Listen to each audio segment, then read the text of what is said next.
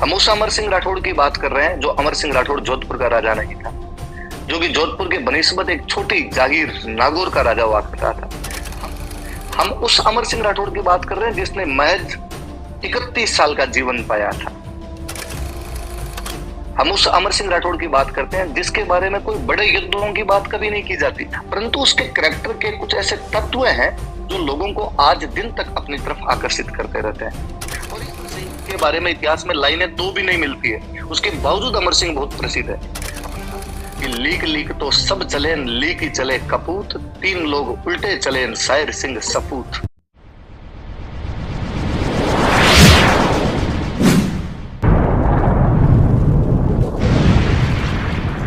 बड़े बड़े राजा हुए जिनके बारे में हम खूब सारी बातें पढ़ते हैं। राजाओं का इतिहास पढ़ा जाता है। जब भी मेवाड़ की बात आती है तो मेवाड़ में आप बाबा रावल पढ़ेंगे, आप कुंभा पढ़ेंगे, आप सांगा पढ़ेंगे, आप प्रताप सिंह जी पढ़ेंगे, आप अमर सिंह पढ़ेंगे, आप राज सिंह पढ़ेंगे। बेहतरीनतम राजाओं की एक पूरी लाइन है और उन राजाओं के कारनामे हमारे सामने होते हैं। उसी के दूसरी तरफ जब मैं मारवाड़ का इतिहास उठा के देखता हूँ तो मुझे राजाओं का इतिहास तो मिलता है उसमें कि राव मालदेव जैसे महान राजा हुए, राव चंद्रसेन जैसे राजा हुए, जोधाजी हुए थे, रणमल जी हुए थे, पर साइड में कुछ कैरेक्टर ऐसे उभर कर सामने आते हैं जो मारवाड़ के राजा तो नहीं हुए थे, परंतु पता नहीं उस युग में उनकी वीरता ने लोगों को कितना प्रभावित किया होगा कि वो अपने छत्र से बाहर निकलकर इतने प्रसिद्ध हुए जिसकी हद नहीं। मैं 2-3 सिंपल से यदि आपके सामने नाम लेना चाहूं तो वो मेरे सामने जो 2-3 नाम आते हैं वो कल्ला रायमलोट, अमर सिंह राठौड़ और दुर्गादास राठौड़। मैं इन तीनों में भी दुर्गादास जी के बारे में एक दिन हमने कार्यक्रम किया था, हमने खूब सारी बातें की थी। हम जानते हैं दुर्गादास जी प्रातःस्मरणीय हैं, दुर्गादास जी को हम सब लोग जानते हैं, उनके बारे में तमाम खूब सारी बातें जानी जाती है। पर अमर सिंह जी वाला कैरेक्टर मेरे को हमेशा उत्साहित करता रहता है कई चीजों को जानने के बारे में कि ऐसा क्या था अमर सिंह में कि आज भी पंजाब और हरियाणा के अंदर अमर सिंह पर गीत गाए जाते हैं।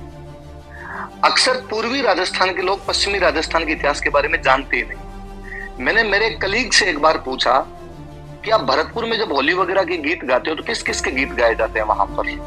उन्होंने मुझे कहा कि एक हम अमर सिंह राठौड़ के गीत गाते हैं। इस बार फिर मेरे लिए चौंकना था कि एक भरतपुर का व्यक्ति अमर सिंह राठौड़ के कृतित्व के बारे में जानता है। उन्होंने मुझे और आगे अचंभा दिया जब उन्होंने कहा कि जब हमारी नौटंकी होती है तो नौटंकी में भी अमर सिंह राठौड़ पर कैरेक्टर प्ले किए जाते हैं।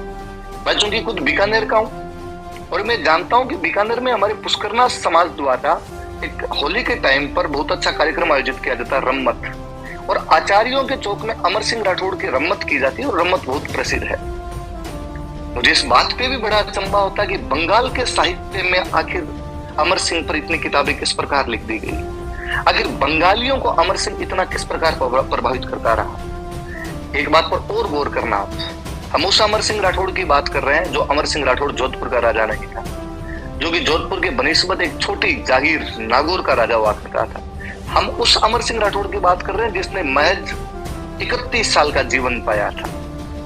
हम उस अमर सिंह राठौड़ की बात करते हैं जिसके बारे में कोई बड़े युद्धों की बात कभी नहीं की जाती कि उसने कोई बड़े युद्ध लड़े या उन बड़े युद्धों के अंदर उसकी बातें हम कोई ज्यादा जानते हो, इस बारे में भी बात नहीं की जाती, परंतु उसके कैरेक्टर के कुछ ऐसे तत्व हैं जो लोगों को आज दिन तक अपनी तरफ आकर्षित करते रहते हैं। और ये अमर सिंह जैसे लोगों के उस चारित्रिक तत्वों की बात थी कि इस पश्चिमी राजस्थान के सूखे मरुस्थल के अंदर जहां पर कुछ भी नहीं हुआ करता था, वीरता के ऐसे ऐसे योद्धा उत्पन्न हुए, ऐसे ऐसे उपमान स्थापित किए कि कहा जाता उनके बारे में कि जड़ कद जमती रेत में जड़ ऊंडो तर भूख, राठौड़ा कर राखियान रगता हरिया रूख। कि उस जमीन में जहां पर जल गहरा था और धरती भूखी थी, पेड़ अपनी जड़ कैसे जमा पाते? वो तो भला उन राठौड़ों का जिन्होंने अपने रक्त से सींच कर उन पेड़ों को हरा रखा था, जिस वजह से और वो जो पेड़ पौधे थे वो वहां पर बने रहे, वो अपनी जड़ें जमा पाए थे।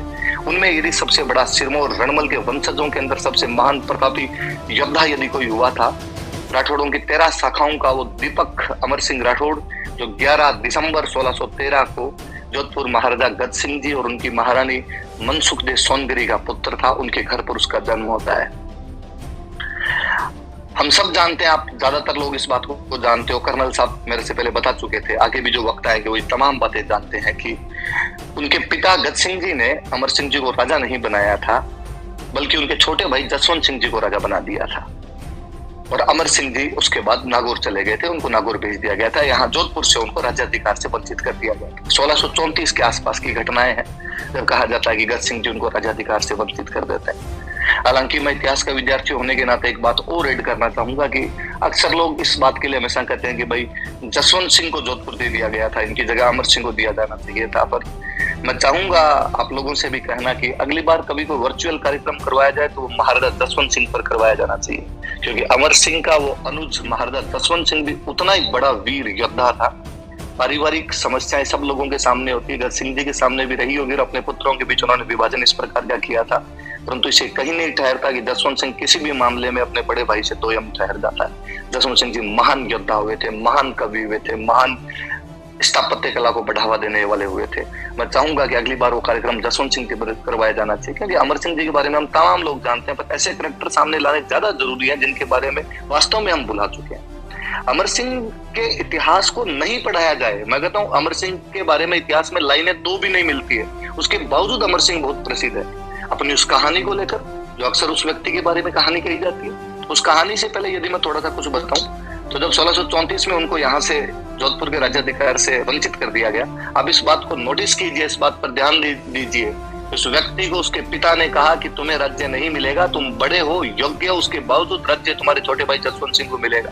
उस व्यक्ति ने एक बार भी अपने पिता की आज्ञा का उल्लंघन नहीं किया, एक बार भी अपने पिता को वापस नहीं कहा कि राज्य मुझे क्यों ना मिले, जब ये मेरा हक है, मेरी ये बपोती है तो मुझे मिलना चाहिए। और राजकुमार चुपचाप अपना घोड़ा लेकर उन तमाम लोगों को साथ लेकर जो उसके नेतृत्व में विश्वास करते थे वहां से निकल जाता है। वो इस बात को, और उस समय शायद ज्यादा सही कर रहा होगा कि लीक लीक तो सब चले, लीक ही चले कपूत, तीन लोग उल्टे चले, शायर सिंह सपूत।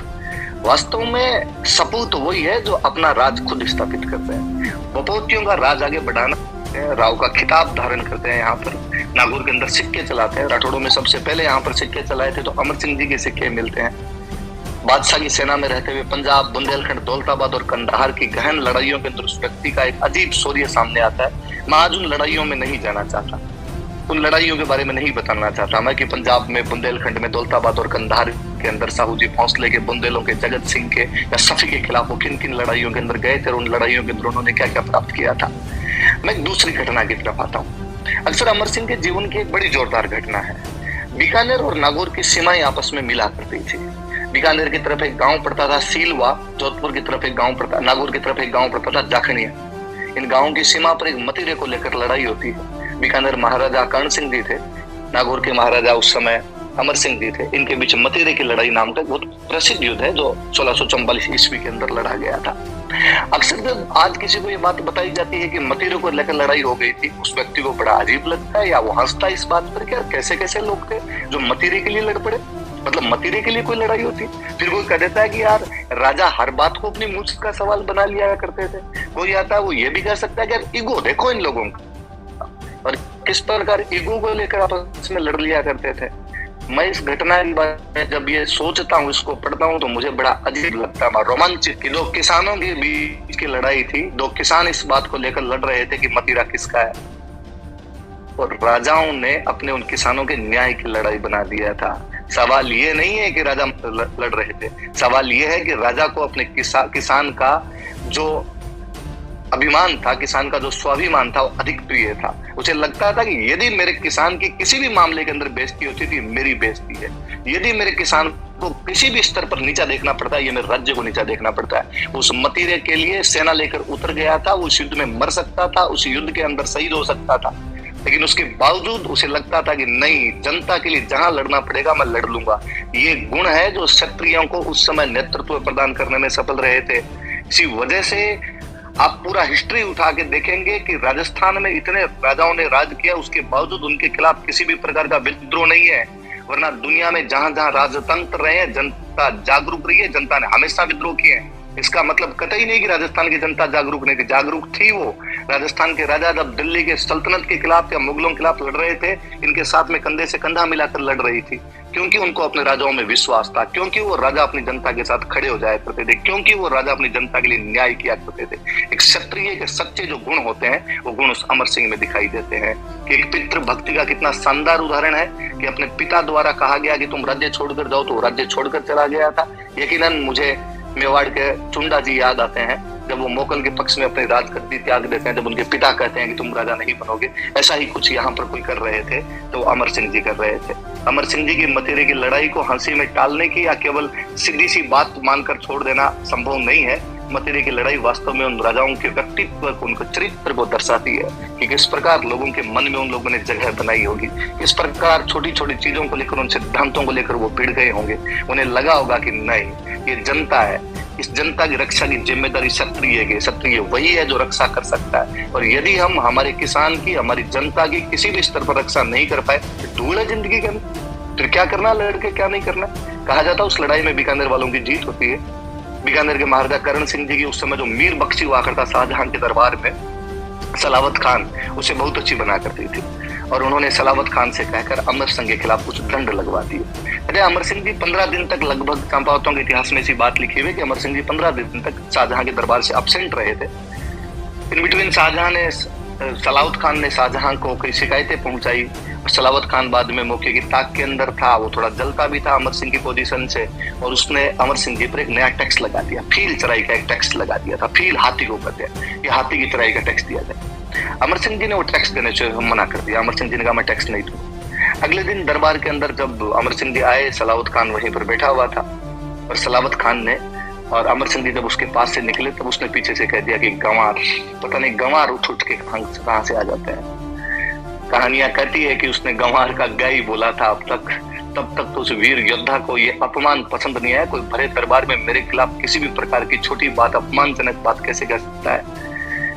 अक्सर मेरे दादो साहब बात कहते हैं कि गाय तो रकारे रही हो, रे कोई रकारा दे दे, ये भी तो अपने आप में गाली होती है। और उस बंदे को लगा कि इसने मुझे ऐसे कैसे कह दिया। वो मुड़ा और अपने पास कटार रखा करता था, वही कटार जिसके लिए कहा जाता है कि कटारी अमरेश रीन पद्मरी तलवार, सेल तिहारो राज सिंह सरायो संसार।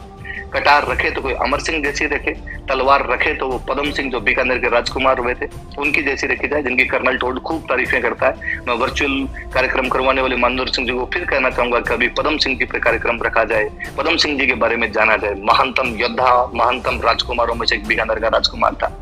राज सिंह जी का सेल, ये सब भला जो उनका था, ये सब चीजें संसार में सराही गई है। उस अमर सिंह ने अपनी कटार से उस सलावत खान को भरे दरबार के अंदर मार दिया था। दोहा कहता है कि उन मुक्त है गगो कई और इनकर लई कटार, कि उसने तो गग्गा ही बोला था, गय बोला था, तब तक तो उसने कटार निकाल ली। वार कर्ण पायो ने जमदर हो गई पार। गंवार का वार तो बोला ही नहीं था, तब तक इस वीर ने वार कर दिया था। सलावत खान को भरे दरबार के अंदर मुगल बादशाह के सामने मार देता वो आदमी। अफरा तफरी का माहौल था मुगल दरबार के अंदर। शाहजहां सामने बेटा बेटा देख रहा है, उसके साड़े मीर बख्शी सलावत खान को एक वीर फाड़ के रख दे रहा। उस समय उस योद्धा के उस समय दिमाग के अंदर आया कि ये सब शाहजहां के कहने पर किया जा रहा है मेरे खिलाफ, और वो कटार लेके शाहजहां के पीछे भागता है कि तुझे बहुत दिन हुए ये करते हुए।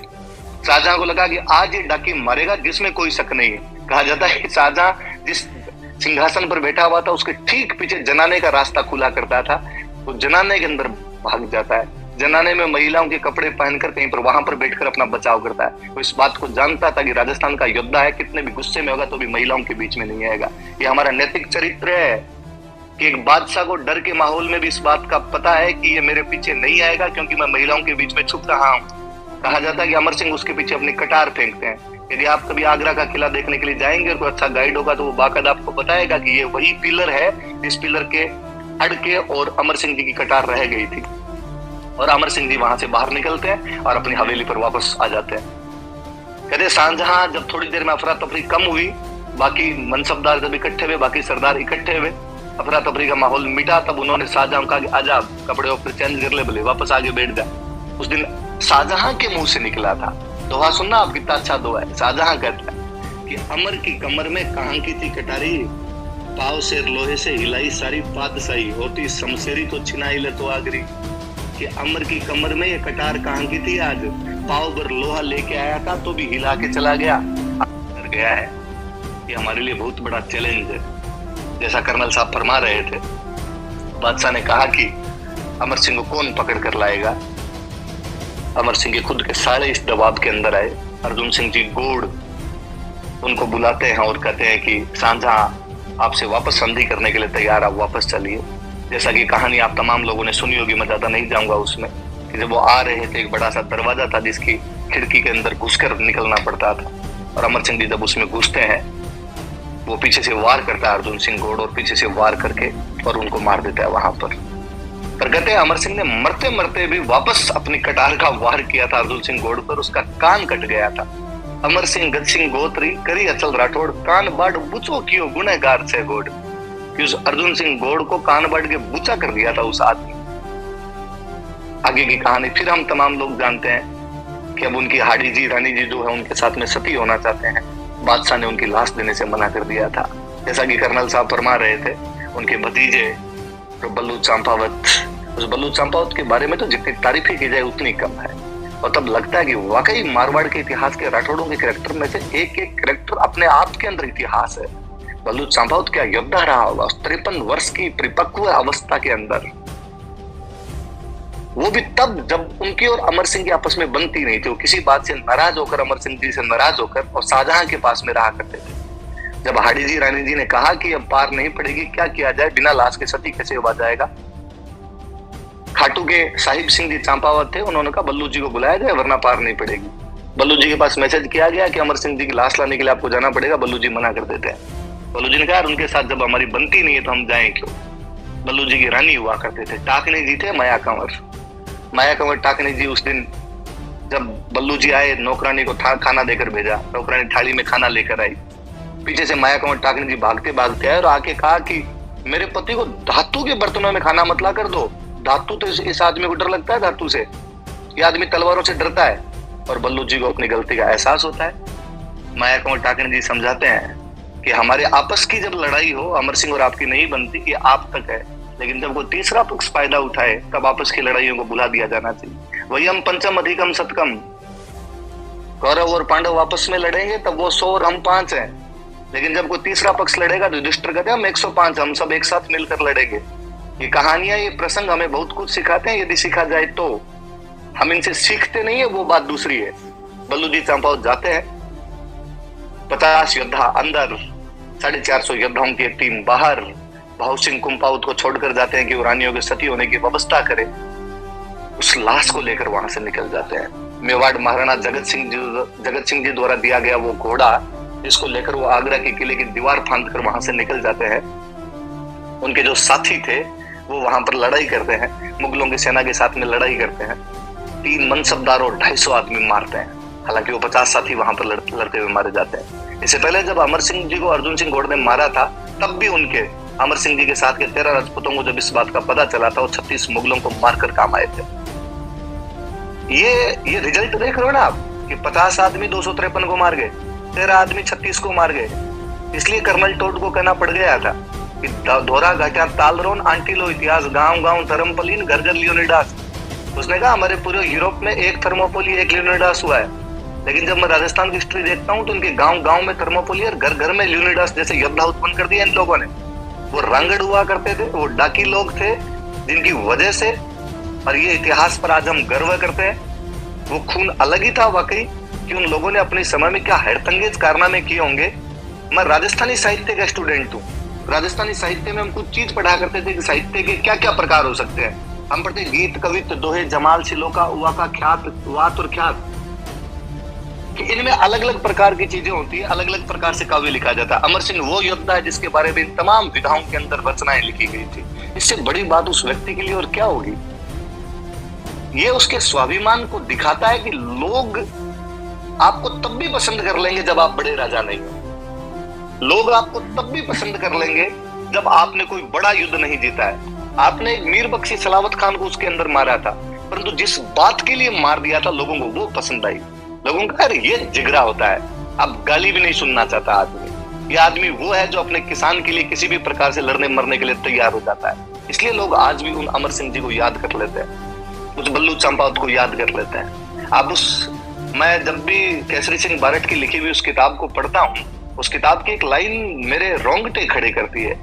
जब उस किताब में लिखा हुआ है कि बल्लू जी चांपावत तो उस लाश को लेकर वहां से निकल जाते हैं तो लड़ाई में लड़ते हुए काम आते हैं।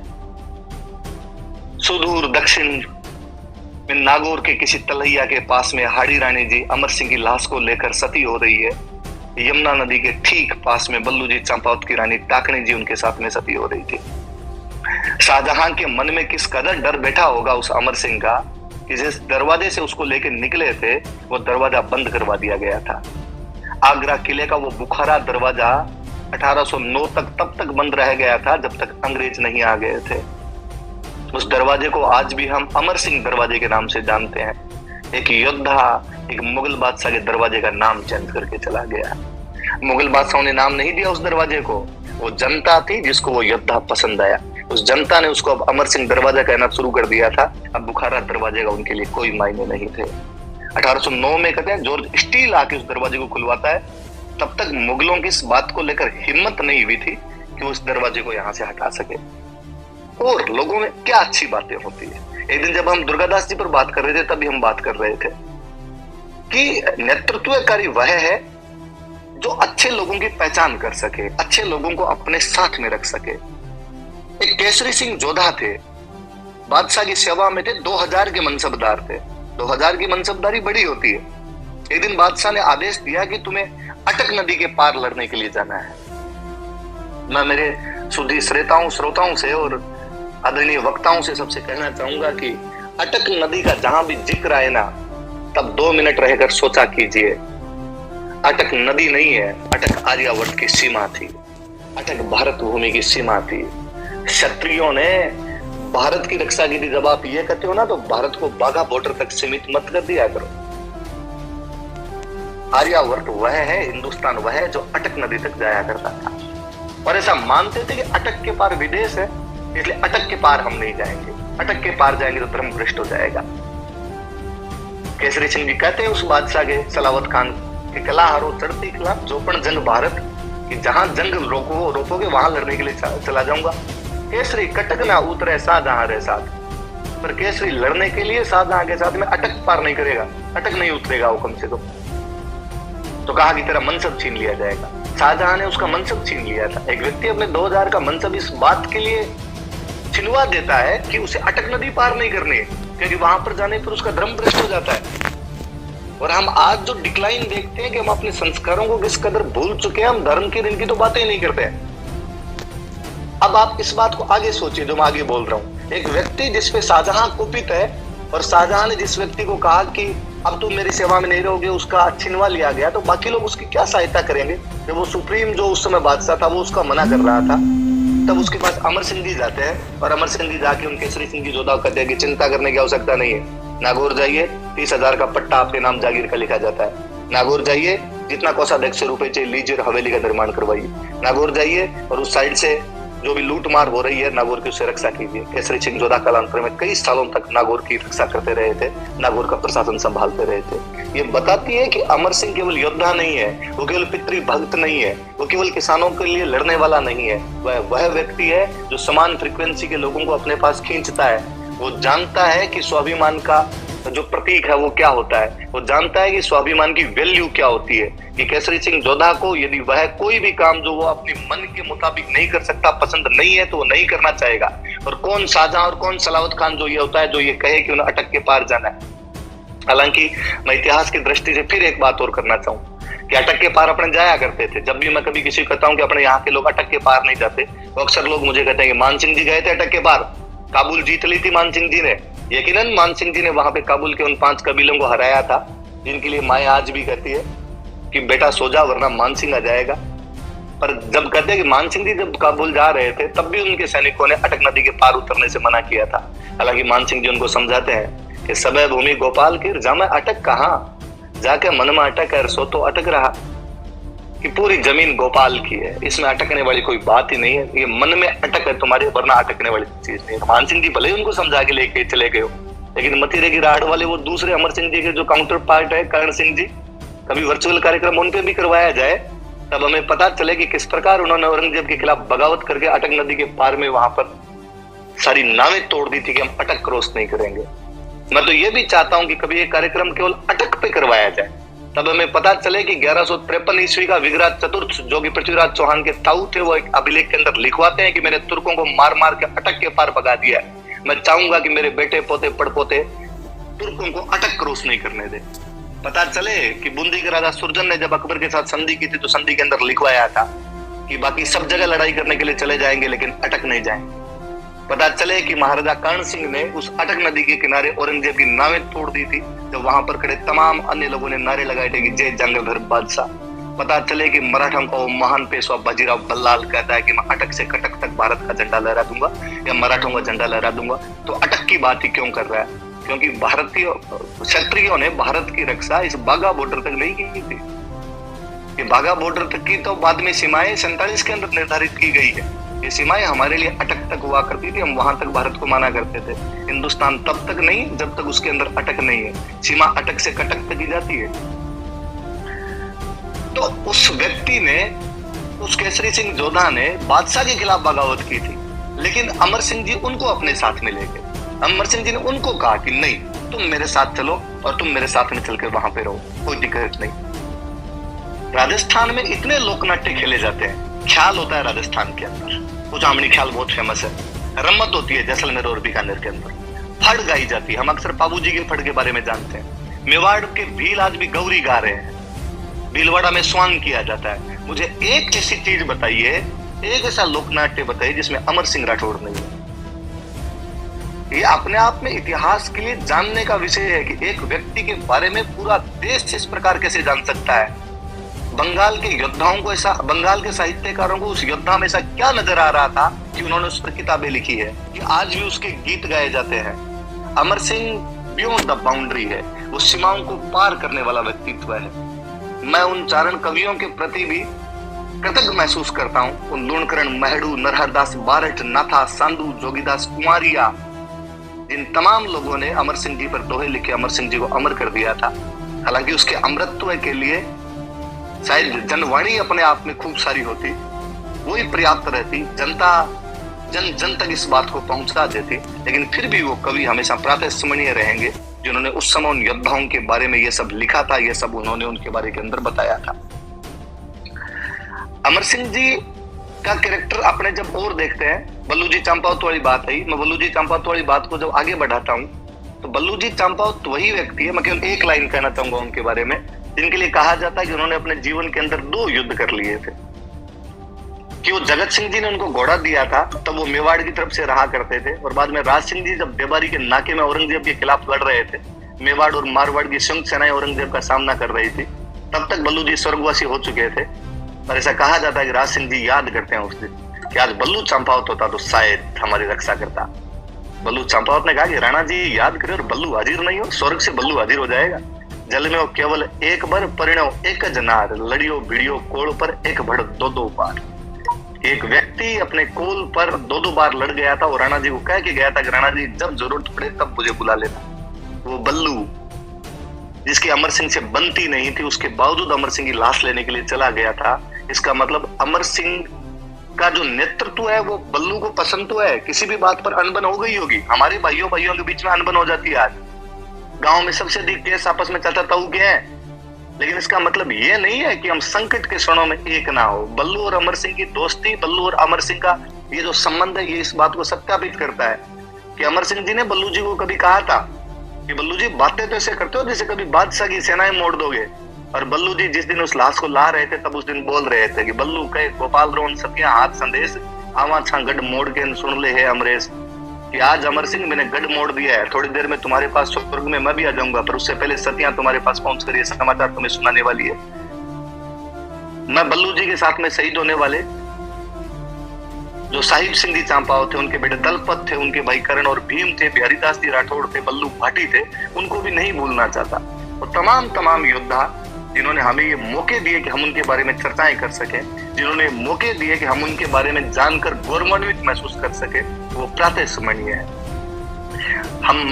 मैं ये बात करता हूँ, आगे वाले वक्त ये बात और बोलेंगे कि हमें इनके कार्यक्रम करवाने मात्र से, हिस्ट्री जान लेने मात्र से पार नहीं पड़ेगी।